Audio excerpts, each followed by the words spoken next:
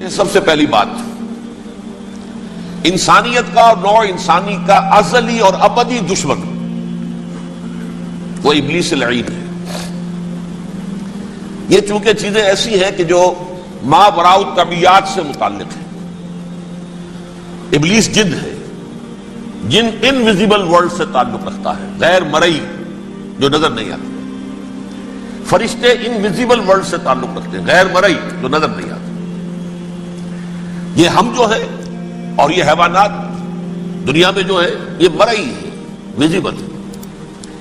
آج کا عام ذہن جو انسان کا بن چکا ہے، سائنٹزم جسے کہا جاتا ہے، سائنسی نقطہ نظر، اس کا عام لوگوں پر بھی اثر یہ ہوا ہے کہ جو انویزیبل ورلڈ ہے اس کی باتوں کی طرف توجہ نہیں کرتے۔ ہاں عقیدہ تو ہے کہ ہے، جن بھی ہے، فرشتے بھی ہیں، لیکن کوئی ان کی اہمیت ہماری نگاہوں میں نہیں۔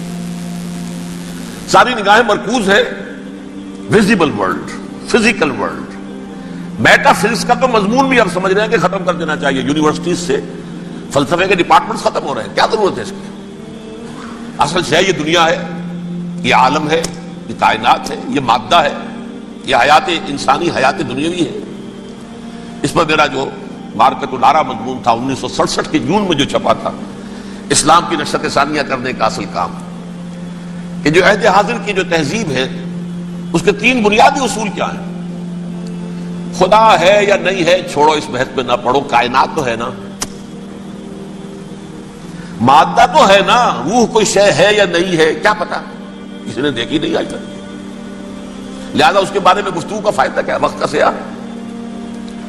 عالم آخرہ کوئی ہے یا نہیں ہے کیا پتا، کس نے آ کے بتایا مرنے کے بعد، لہذا اس بحث میں نہ پڑھو، یہ عالم دنیا تو ہے نا، اٹس ویری مچ پریزنٹ، لہذا ساری توجہ اس پر صرف کرو۔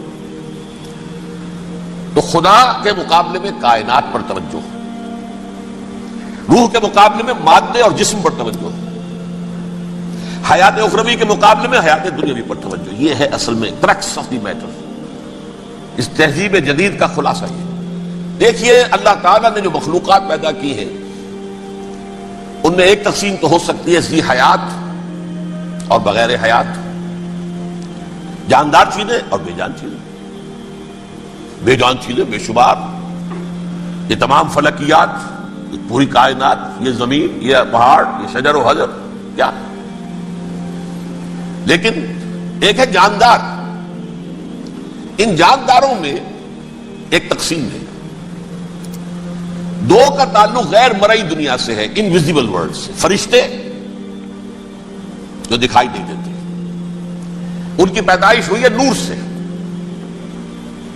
دوسرے جنات جو انسانوں سے پہلے پیدا کیے گئے، آدم سے پہلے، وَالْجَانَّ خَلَقْنَاهُ مِن قَبْلُ مِن نَارِ السَّمُومِ، جنات کو تو ہم بہت پہلے پیدا کر چکے تھے آگ کی نور سے، وہ بھی نظر نہیں آتے۔ تیسرے انسان اور اس دنیا میں جتنے بھی حیوانات ہیں، ان کا جو مادہ ہے وہ ارض، یہ زمین ہے، یہ مٹی سے بنے،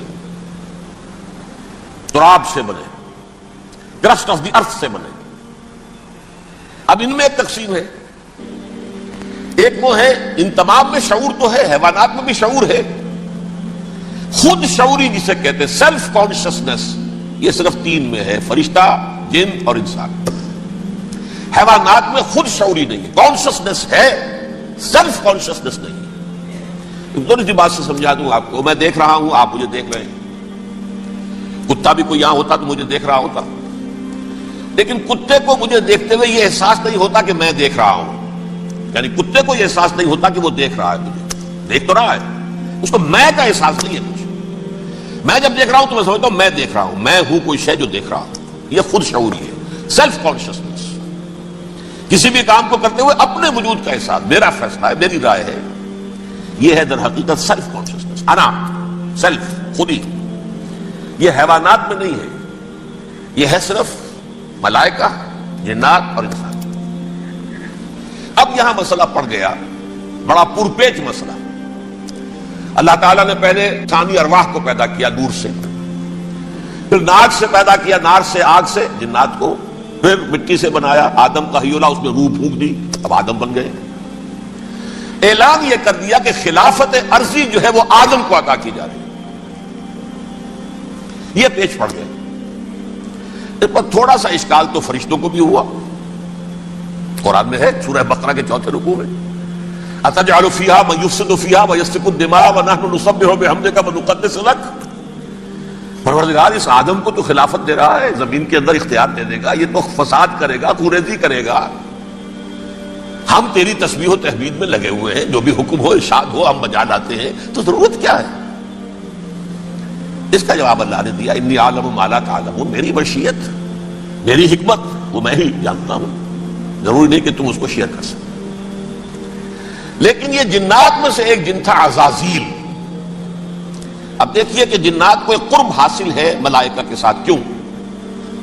وہ نور سے پیدا کیے گئے, یہ نار سے پیدا کیے, کتنا قرب ہے دونوں میں. انسان پیدا کیا گیا مٹی سے, مٹی انرٹ ہے, آگ بھڑکتی ہے, اوپر اٹھتی ہے, شعلہ زنگ ہوتی ہے, انرجی ہے اس میں. نور اور نار میں بڑا قرب ہے. اور عربی کے ایک قاعدے سے تو یہ ایک ہی لفظ ہے, مادہ ایک ہی ہے, حروف علت جو ہے ایک دوسرے کی جگہ آ جاتی. یہ قرب ہے, اگرچہ زمین و آسمان کا فرق ہے دونوں. فرشتہ نور سے پیدا کیا گیا ہے, وہ پاک ہے, وہ اللہ کے کسی حکم کی خلاف ورزی کر ہی نہیں سکتا. لا یعصون اللہ ما امرہم ویفعلون ما یؤمرون. وہ جو بھی اللہ تعالیٰ حکم دیتا ہے اس کی کوئی معصیت نافرمانی نہیں کرتے, بلکہ جو حکم لیا جاتا مان لیتے. ذرا سا اشکال ہوا تھا, پوچھ لیا, جواب مل گیا, خاموش ہو گئے بس. لیکن عزازیل نامی ایک جن تھا جو ایک تو جن ہونے کی نسبت سے فرشتوں سے کچھ نہ کچھ مماثلت تھی, قرب تھا. دوسرے یہ علم میں, زہد میں, عبادت میں اتنا اونچا تھا, اتنا اونچا تھا, اتنا اونچا تھا کہ یہ ملائکہ ہی کے صف میں شامل ہو گئے. کس نے علم بغاوت بلند کر دیا جب حکم دیا گیا کہ سجدہ کرو آدم کو.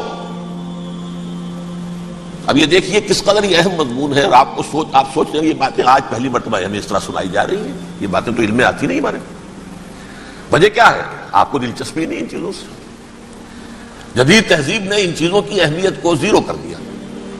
قرآن میں اہمیت کا کیا عالم ہے؟ 7 جگہ یہ مضمون قرآن میں آیا ہے کہ فرشتوں کو ہم نے حکم دیا سجدہ کرو آدم کو, سب نے سجدہ کیا. فسجد الملائکۃ کلھم اجمعون, سارے کے سارے, کل کے کل, سب نے مل کر سجدہ کیا آدم کو. اللہ کے حکم سے فوراً تعمیل کر دی. الا ابلیس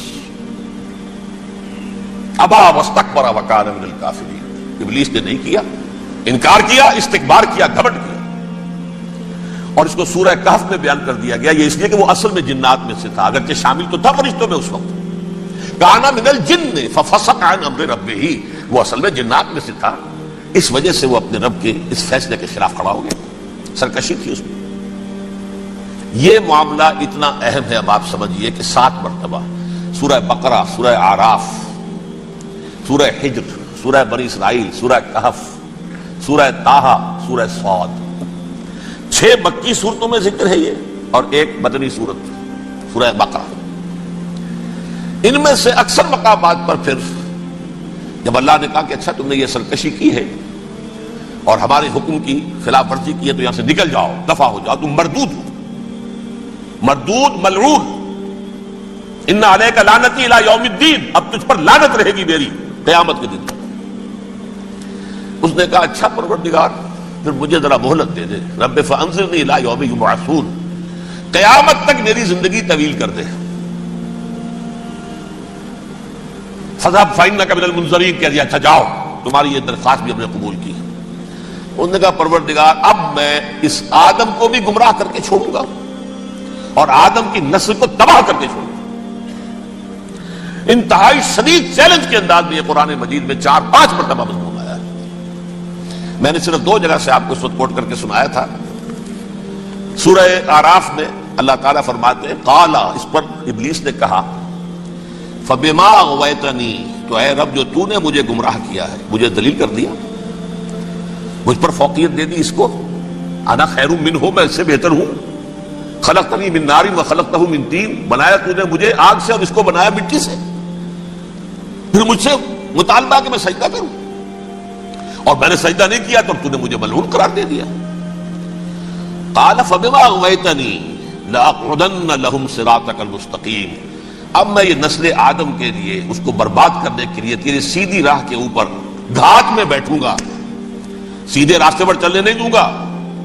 ثم لآتینہم من بین ایدیہم، پھر میں ان پر حملہ آور ہوں گا ان کے سامنے سے بھی، ومن خلفہم ان کے پیچھے سے بھی، وعن ایمانہم ان کے داہنی جانب سے بھی، وعن شمائلہم ان کے بائیں جانب سے بھی، ولا تجد اکثرہم شاکرین، اور تو دیکھے گا کہ ان کی اکثریت تیری شکر گزار بندوں پر مشتمل نہیں ہوگی۔ یہ چیلنج تھا، اور ایک چھوٹا سا چیلنج جو سورہ صاد میں آیا ہے، اور یہاں تو اس نے اللہ کے جلال کی قسم کھا کر کہا، قال فبعزتک لأغوینہم اجمعین، اے رب تیری عزت تیرے جلال کی قسم ہے میں ان سب کو گمراہ کر کے چھوڑوں گا، الا عبادک منہم المخلصین، سوائے ان میں سے وہ کچھ لوگ جنہیں تو خالص اپنا بندہ بنا لے، جنہیں تو اپنا بندہ بنا لے۔ مخلص، مخلص نہیں، مخلص یہ مفعول ہے، فاعل نہیں ہے، جسے تو بنا لے۔ بعض لوگوں کو اللہ چن لیتا ہے، هو اجتباکم، تمہیں چن لیا ہے، استفاء اجتباء، وہ بچیں گے جن کو تو اپنی خاص امان میں لے لے گا، باقی میں سب کو گمراہ کر کے چھوڑوں۔ یہ ہے اصل دنیا میں نوع انسانی کا ابدی دشمن، ازلی سے ابدی تک۔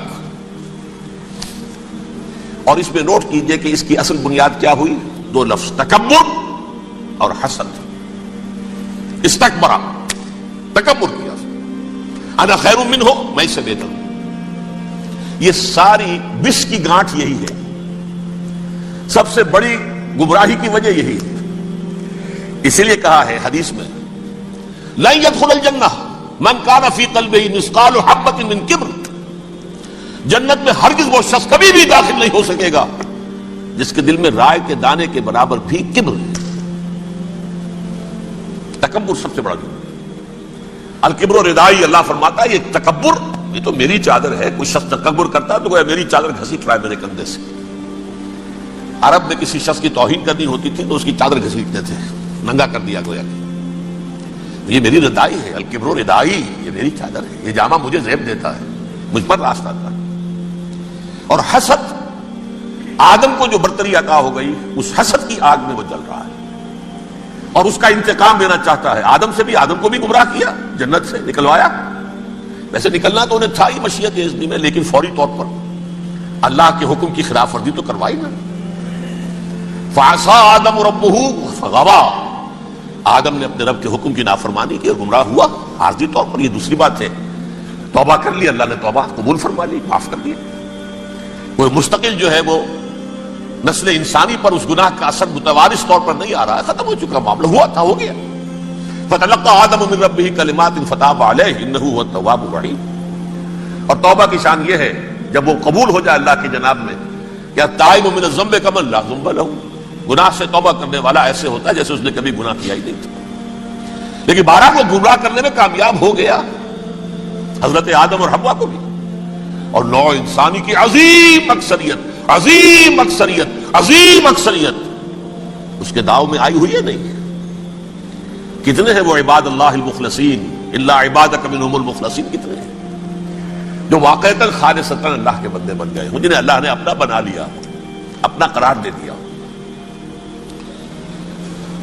اب اس کے ساتھ نوٹ کیجئے، اس ابلیس کے ساتھ ایک فوج بھی ہے جسے قرآن مجید میں کہا گیا ہے یہ اس کی پارٹی ہے، حزب الشیطان، یہ اکیلا نہیں ہے۔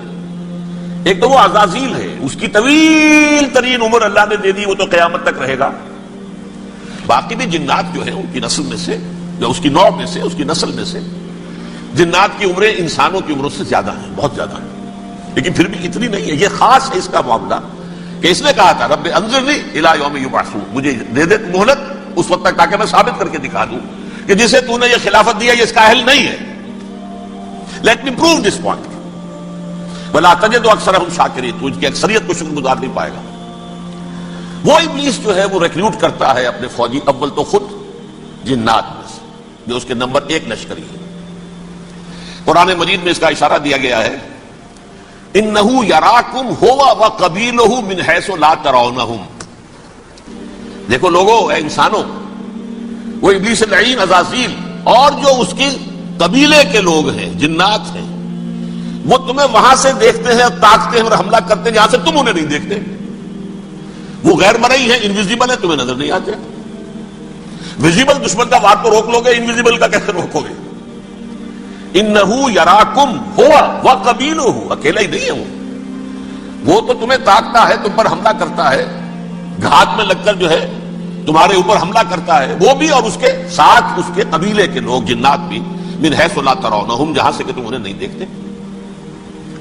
لیکن اس کے علاوہ وہ انسانوں میں سے بھی ریکریوٹ، رنگ روٹ، وہ بٹپٹ، وہ جو ہے ان کو اپنے پاس رکھتا ہے فوج کے اندر. جس کی سب سے بڑی مثال کیا ہے؟ سورہ مجادلہ میں اللہ تعالیٰ نے منافق، حالانکہ وہ کون تھے؟ بظاہر حضور کا کلمہ پڑھنے والے، حضور کے پیچھے نماز پڑھنے والے، اسلام کا دعویٰ کرنے والے، ان کو اللہ فرماتا ہے اولئک حزب الشیطان الا ان حزب الشیطان هم الخاسرون، یہ شیطان کی پارٹی کے لوگ ہیں. وہاں مقابلے میں آیا ہے اولئک حزب اللہ الا ان حزب اللہ هم المفلحون. یہ دو پارٹیاں ہیں، حزب اللہ اللہ کی پارٹی جو اس کے مخلص بندے ہیں، وہ اللہ کی پارٹی ہے، اور جو شیطان کے مرید بن گئے اس کے ہاتھ پر بیعت کر لی، لہذا وہ اس شیطان کی پارٹی کے لوگ ہیں، چاہے وہ انسان ہو چاہے جن ہو. تو انسانوں میں سے بھی اس کے حزب میں، اس کی پارٹی میں اس کے ایجنٹ ہیں اور بہت ہیں، بلکہ بہت سے تو ایسے ہیں کہ جو جنات کے بھی کان کتر دیں، ان کو بھی شیطنت سکھا دیں، پڑھا دیں.